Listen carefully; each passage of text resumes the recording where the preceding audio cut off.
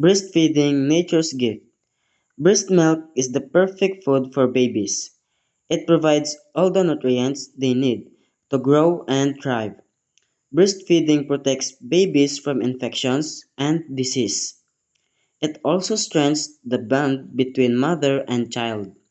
This special connection through breastfeeding is most important for their emotional development.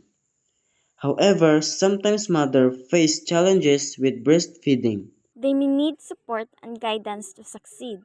Unfortunately, marketing of breast milk substitutes can mislead mothers.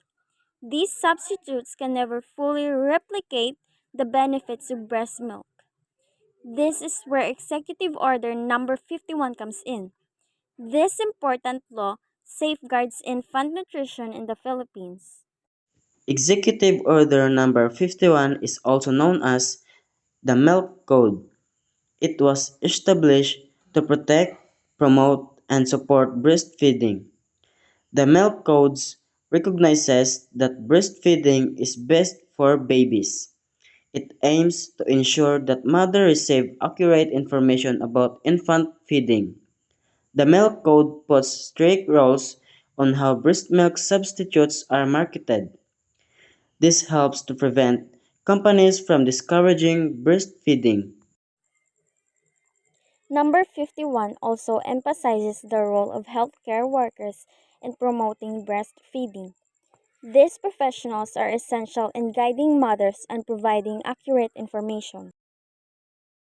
The Milk Code covers a wide range of products. This includes infant, formula, other milk products, and even feeding bottles. It defines these products clearly to avoid confusion. For example, a breast milk substitute is any food marketed as a replacement for breast milk. EO 51 defines a health worker as anyone working in healthcare. This includes doctors, nurses, and midwives. The code also defines marketing. This includes advertising, promotions, and even the labeling in products. Understanding these definitions is key to understanding how the milk code works. The Milk Code has several important provisions to protect breastfeeding. One key provision restricts the marketing of breast milk substitutes. Companies cannot promote these products in hospitals or clinics. They also cannot give free samples to mothers. Another important provision focuses on health workers. They receive trainings on breastfeeding counseling.